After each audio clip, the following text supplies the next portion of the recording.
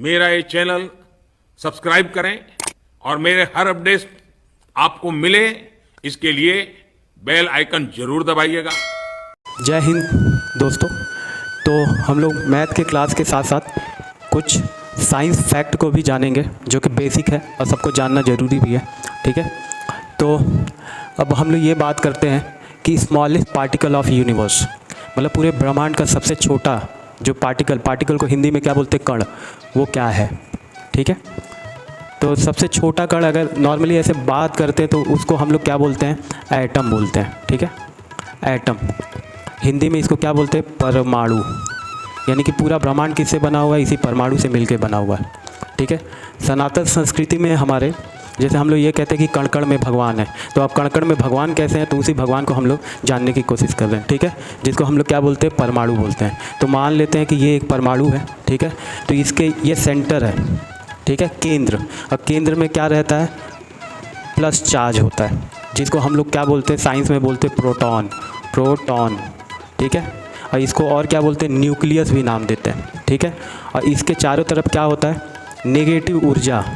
ठीक है, मतलब नेगेटिव एनर्जी इसके चारों तरफ चक्कर लगाता रहता है। ठीक है, और ये चक्कर लगाता रहता है, जब ज़रूरत पड़ता है, मतलब लगाते लगाते थकने के बाद ये कहाँ गिर जाता है, इसी न्यूक्लियस में गिर जाता है। ठीक है, तो इस तरीके से कोई भी, और एक प्रोटॉन के साथ एक और भी रहता है, वो रहता है न्यूट्रॉन। तो ये ना तो प्लस रहता है, ना पॉजिटिव रहता है, धनात्मक रहता है, ना तो ऋणात्मक, ना तो नेगेटिव चार्ज रहता है। तो प्रोटॉन जो होता है पी, हमेशा सेंटर में रहता है। इसके चारों तरफ कौन चक्कर लगाता है, तो इलेक्ट्रॉन। और जैसे ही इलेक्ट्रॉन को, अब ये रिएक्टिव कैसे हो जाएगा। ठीक है, अब ये तो प्रोटॉन सबसे छोटा एटम सबसे छोटा पार्टिकल है यूनिवर्स का, लेकिन अब ये एटम से पूरा यूनिवर्स कैसे बन गया, तो उसके बनने का कारण क्या होता है, ये इलेक्ट्रॉन्स होते हैं। कैसे इलेक्ट्रॉन्स होते हैं, तो इलेक्ट्रॉन्स और प्रोटॉन्स, पहले क्या होता है, किसी भी एटम में नंबर ऑफ प्रोटॉन और नंबर ऑफ इलेक्ट्रॉन दोनों क्या होते हैं, बराबर होते हैं। ठीक है, इसको स्मॉल ई से डिनोट करते हैं। ठीक है, ये दोनों बराबर होते हैं, लेकिन जैसे ही हम लोग इसको क्या करते हैं, निकाल देते हैं, कम कर देते हैं, कम या ज़्यादा। अब कम ज़्यादा कैसे कर सकते हैं, तो इसको या तो हीट करके या तो कूल करके।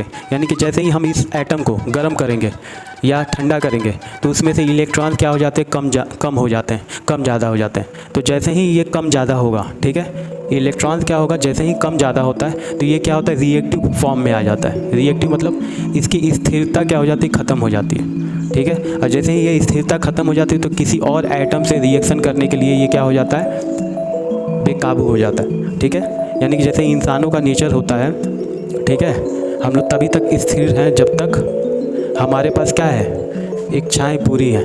लेकिन जैसे ही इच्छाएं पूरी नहीं होती तो हम लोग की स्थिरता क्या हो जाती है, ख़त्म हो जाती है। ठीक है, तो हम उस इच्छा को पाने के लिए क्या करते हैं, काम करते हैं। तो उसी तरीके से हमारा ये इंसानों की भी क्वालिटी क्या होती है कि इंसान स्थिर कब होता है, उसकी इच्छाएं पूरी हो जाए। अब इच्छाएं पूरी का मतलब जो भी वो चाहता है वो मिल जाए तो वो क्या हो जाएगा, स्थिर हो जाएगा। तो वैसे ये एटम है, एटम ही वैसे ही काम करते हैं। लेकिन इसको क्या चाहिए, इसको रोटी कपड़ा मकान नहीं चाहिए, इसको क्या चाहिए, एनर्जी चाहिए, ऊर्जा। इसके पास पॉजिटिव एनर्जी रहता है लेकिन नेगेटिव एनर्जी ख़त्म हो जाता है।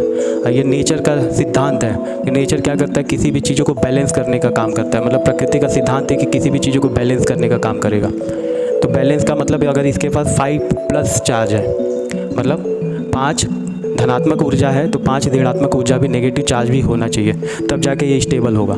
लेकिन अगर +5 पॉजिटिव चार्ज है और उसमें से 4 या 3 कुछ भी हो गया नेगेटिव चार्ज, तो वो क्या हो जाएगा, अनस्टेबल हो जाएगा।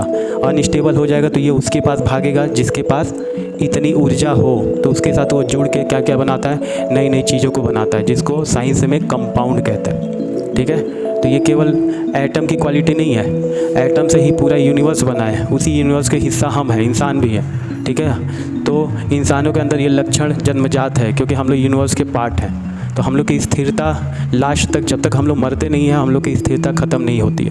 क्योंकि जैसे ही हम लोग स्थिर हो जाएंगे तो हम लोग क्या हो जाएंगे, अनरिएक्टिव हो जाएंगे, फिर रिएक्शन नहीं करेंगे। तो इच्छाएँ हमारे अंदर लास्ट तक रहती हैं जब तक हम लोग मर नहीं जाते।